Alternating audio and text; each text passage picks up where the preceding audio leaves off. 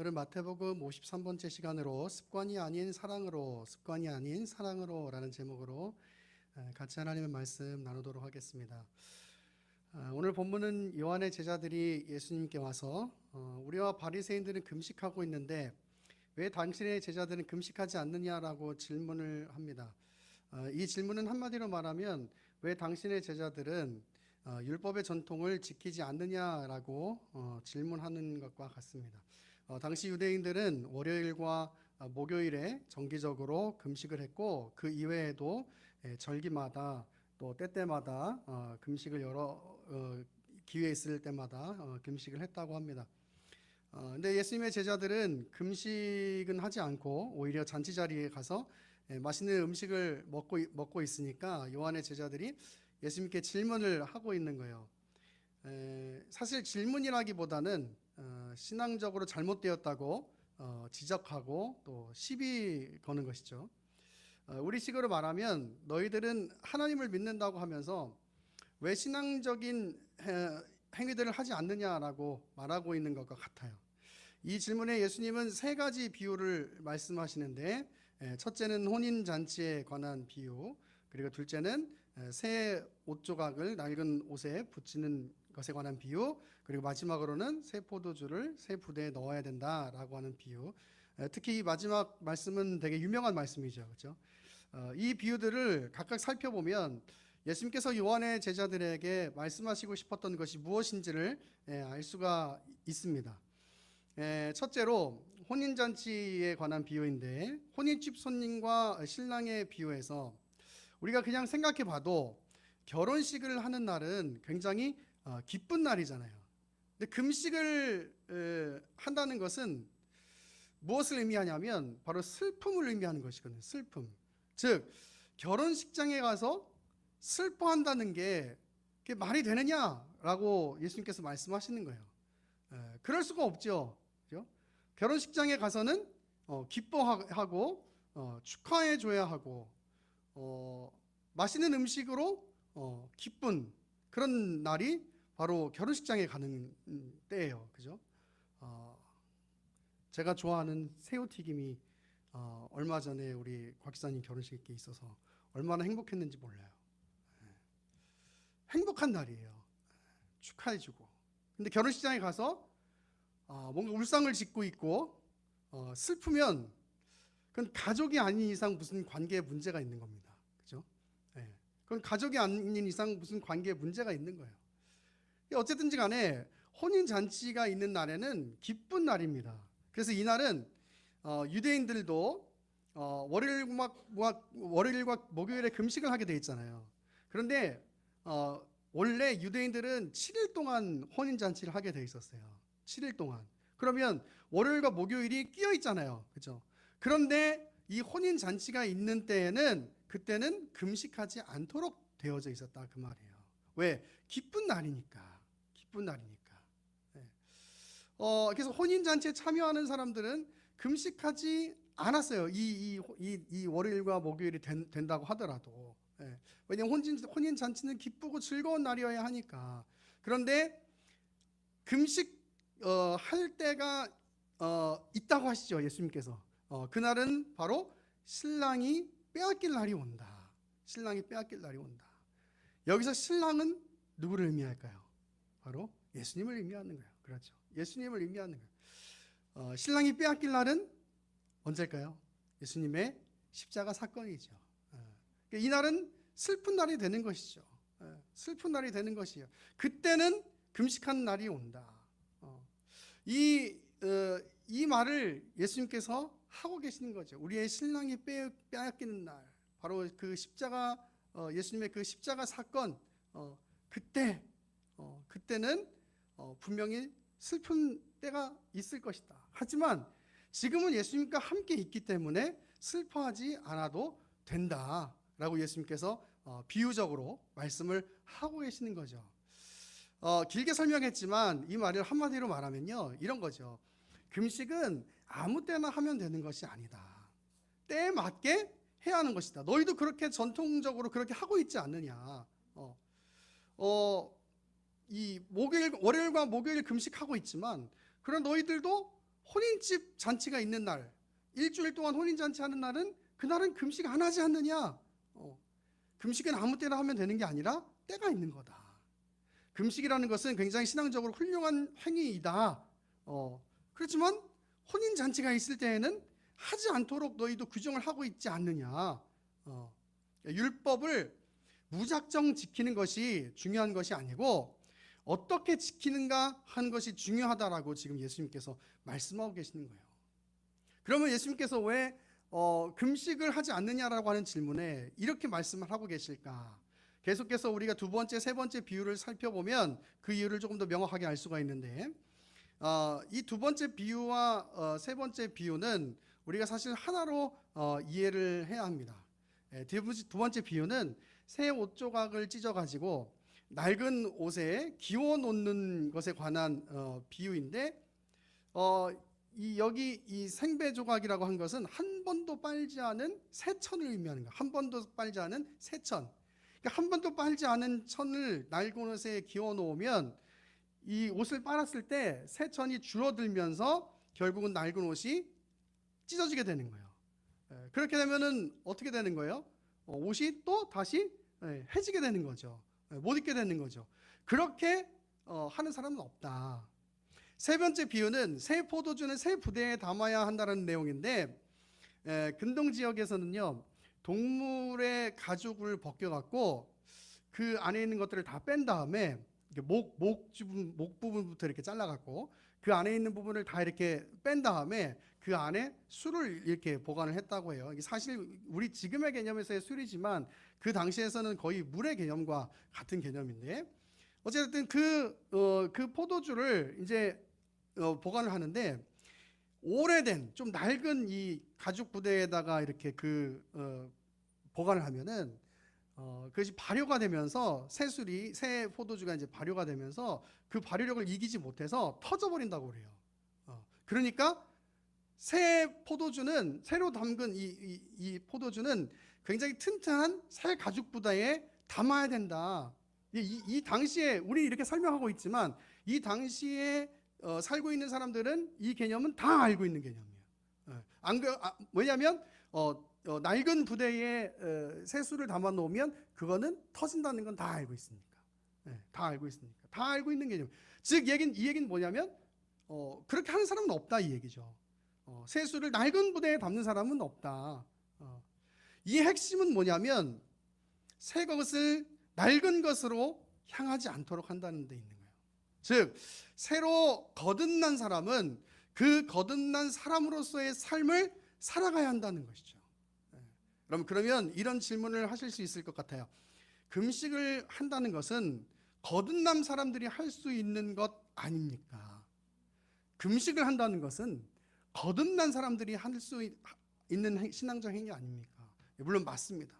금식이라는 것은 매우 쉬운 일이 아니기 때문에 거듭난 사람들이 하는 일이라고 말할 수 있을 거예요. 사실 우리가 쉽게 금식하진 않잖아요, 여러분. 그죠? 우리가 그냥 아침 안 먹는 굶식 말고 쉽게 우리가 마음을 정하고 금식 이렇게 기도하면서 진짜 하는 게 쉽지는 않잖아요. 저도 잘 안 해요. 저도 잘 안 하는데 정말 이렇게 뭐 하나님의 절실한 도우심이 필요하다 이렇게 생각해 갖고 그래서 정말 기도하는 마음으로 내가 금식을 해야 되겠다 이런 마음 갖는 게 이렇게 쉬운 일은 아니잖아요. 근데 정말 그렇게 하시는 분들 계시죠. 정말 간절히 막 어떤 분들은 뭐 21일 금식하는 분도 계시고 어떤 분들은 막 40일 금식하는 분도 계시고 대단한 것 같아요. 그죠? 근데 여러분 제가 첫 번째 비유를 설명하면서 금식의 때가 있다는 말씀을 드렸는데 이 말은 아무 때나 금식하면 다 그 금식의 의미가 충족되는 것이 아니라는 말이죠. 분명 무슨 말이냐면 금식이라는 것은 굉장히 훌륭한 일이에요. 그런데 그것은 조금 신앙적으로 다름이 존재해야 된다는 얘기예요. 신앙적으로 다름. 제가 이렇게 설명해 볼게요. 자녀를 키우는 부모님이 있는데 자녀의 삶에 어려움이 생겼어요. 그 어려움이 생긴 세 타입의 부모님이 있습니다. 첫 번째 사람은 새벽 4시에 집 근처에 있는 산에 올라갑니다. 산에 올라가서 하얀 소복을 입고, 꼭 산에 올라가면 하얀 소복을 입어야 돼요. 하얀 소복을 입고 물 한 동이를 탁 떠놓은 다음에 그 다음에 산신령님 산신령님 하고 비나이다 비나이다 하면서 기도를 하는 겁니다. 그리고 그렇게 며칠씩 금식하면서 그렇게 기도를 하는 거예요. 두 번째 사람은 새벽 4시에 집 근처에 있는 절에 가서 비나이다 비나이다 하는 겁니다. 금식하면서. 세 번째 사람은 새벽 4시에 집 근처에 있는 교회에 가서 새벽 기도하면서 주님 도와주세요 도와주세요 하는 겁니다. 그럼 이 세 사람이 뭐가 다릅니까? 똑같이 새벽 4시에 일어나서 자녀의 어려움을 놓고 어떤 자신들이 신뢰하는 신에게 기도한다는 것은 똑같아요. 다만 누굴 섬기느냐만 다른 것이죠. 그것만 다르고 다 똑같아요. 지금 제가 이 비유를 드는 이유는 뭐냐면, 지금 성경이 말하고 있는 금식은 금식을 하는가가 중요한 것이 아니고 어떤 동기와 어떤 마음을 가지고 금식을 하는가가 더 중요하다고 말을 하고 있는 거예요. 그러니까 월요일과 목요일에 정기적으로 금식하는 것 정말 쉬운 일은 아니죠. 그러나 그것이 습관적인 것이라면, 그래서 아무 마음 없이 하는 금식이라면 그것은 하나님께서 받으시는 그런 금식이 될 수 없는 것이라고 예수님께서 말씀하고 있는 거예요. 더 나아가 금식은 그렇게 열심히 하면서 악한 일을 저지른다면 그것은 참된 금식의 의미를 충족시키는 것이 아니겠죠. 거듭난 사람으로서의 금식이라고 할 수 없는 것이겠죠. 우리 이사야 58장으로 한번 가보도록 하겠습니다. 이사야 58장 1절로 갑니다. 이사야 58장 1절.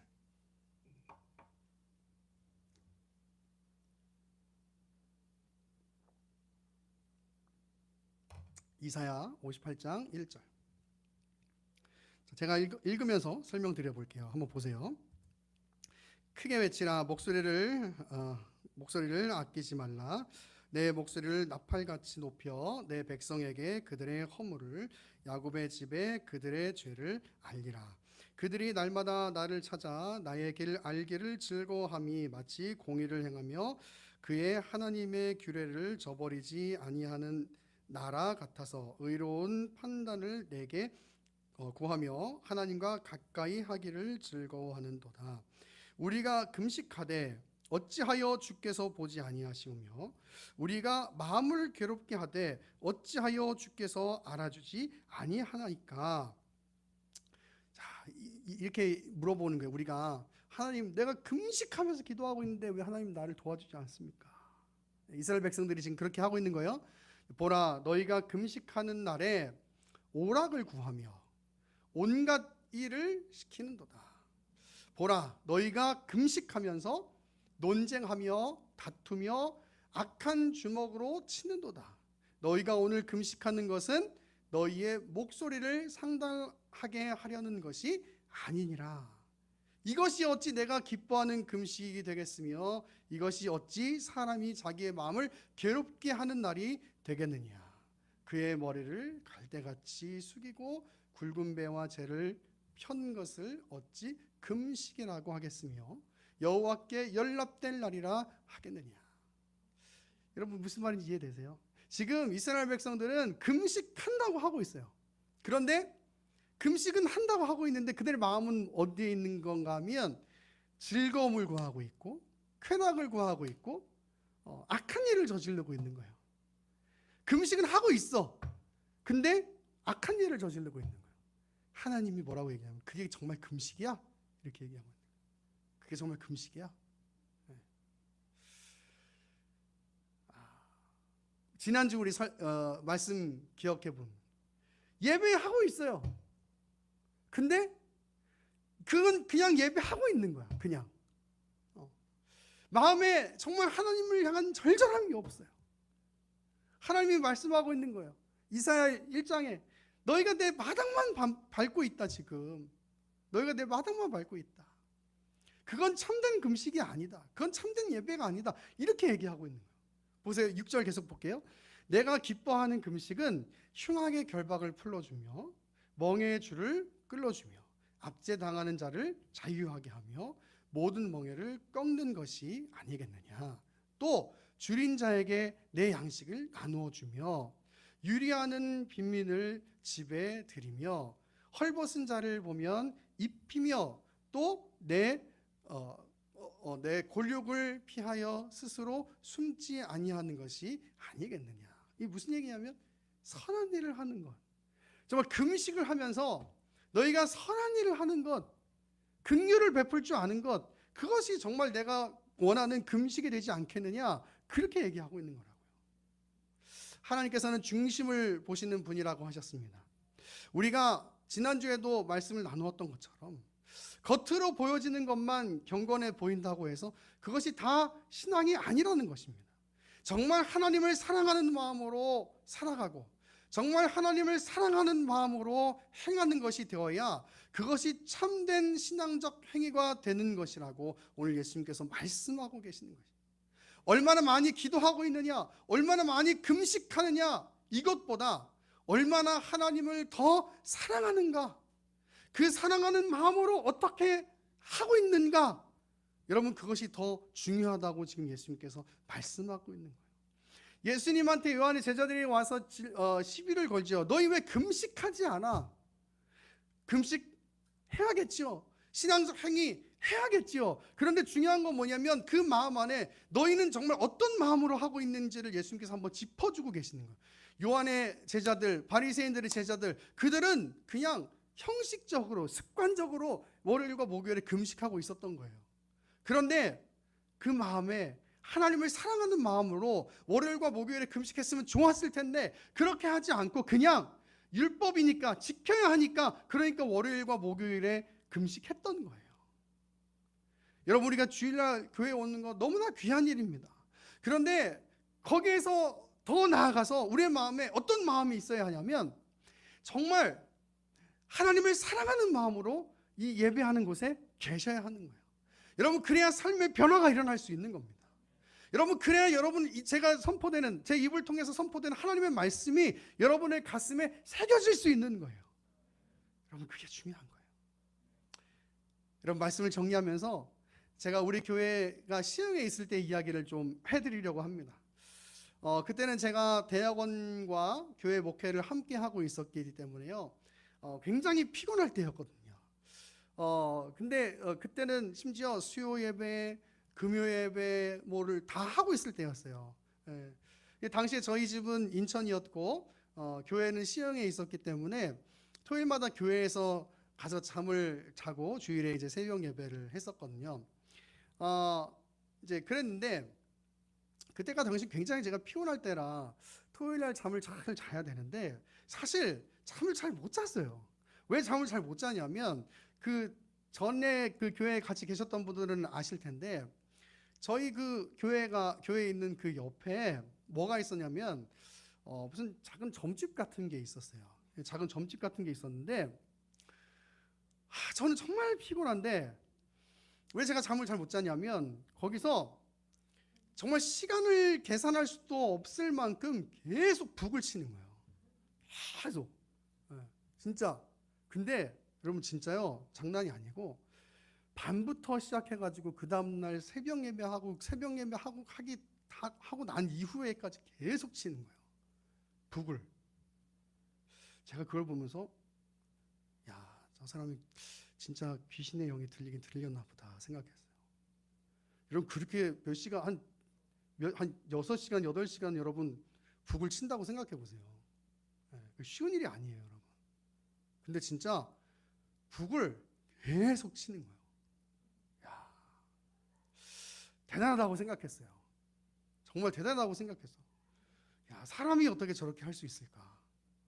저게 악령의 힘이 아니면 저게 저렇게 할 수가 없겠다. 정말 그렇게 생각할 정도로 여러분 제가 있는 동안 여러분 그 북소리를 거의 못 들은 적이 없어요. 진짜 그 속도도 느리지 않아요. 둥둥둥둥 계속 이렇게 치는 거예요. 근데 그걸 6시간, 8시간, 10시간 이렇게 치는 거야. 시간을 계산하지도 않았어요. 계속 쳐가지고. 그걸 뭐 하면서 그렇게 하는 건지는 모르겠는데, 근데 제가 그 의심도 했어요. 저걸 틀어놓는 건가? 아니에요. 틀어놓는 게 아니에요.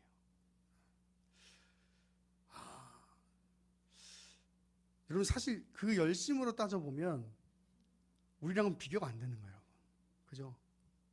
여러분, 우리가 여기 저희 교회에서 한 사람한테씩 더 북 하나씩 준 다음에 6시간, 8시간씩 우리 북치면서 기도하자고 하면 여러분 하실 수 있으시겠어요? 저도 못해요. 저도 못해. 그 힘들어가지고 여러분 어떻게 해요 그거를? 물론 그분은 뭐 제가 봤을 땐 진짜 악령이 역사했던 것 같은데, 그 사람이 그게 할 수가 없는 일이거든요 그게. 여러분, 우리 그 잠깐 뭐 딴 얘기하자면 무당들이 작두 타잖아요. 사람들이 할 수 없는 일이에요. 악령이 역사하지 않으면 그 일들을 할 수 없는 거예요. 여러분, 귀신이 분명히 존재해요. 그죠? 그래서 예수 그리스도의 이름으로 잘 무장이 돼 있어야 되는 거예요. 어쨌든지 간에 그 잠을 그 귀신의 영 때문에가 아니라 그 소리 때문에 잠을 못 잤어요. 소리 때문에. 근데 어쨌든 간에 저 마음이 하나님을 향한 마음이었으면 얼마나 좋았을까 하는 안타까움이 있었어요. 정말. 여러분, 정말 그래요. 열심을 갖는 건 뭐 어떤 행위적인 어떤 모습을 갖는 건 다 할 수 있어요. 그런데 중요한 건 뭐냐면 그 마음에 무엇을 담느냐가 중요한 거예요. 아까 얘기했던 새벽 4시에 뭐 물 한 동이 떠놓고 아니면 뭐 막대기 신한테 기도하든 다 뭐 할 수 있겠죠. 다 할 수 있어요. 근데 그 안에 뭘 담는가가 중요한 거예요. 여러분, 우리 그리스도인들은 우리 하나님이 참된 유일한 신인 것을 믿어요. 그리고 그분이 우리의 삶의 유일한 창조주이실 뿐만 아니라 우리의 삶의 주관자 되심을 믿어요. 그래서 그분을 사랑하는 마음으로 살고 그분을 사랑하는 마음으로 모든 것들을 행하는 것이 우리의 중심입니다. 여러분, 사람의 제일 되는 목적이 뭡니까? 하나님의 영광을 위해 사는 겁니다. 여러분, 우리가 돈을 버는 이유도, 취업을 하는 이유도, 살아가는 이유도, 가정을 이룬 이유도, 아이를 키워내는 이유도, 모든 것들이 다 무엇이 되어야 하냐면 하나님의 영광이 되어야 되는 일이에요.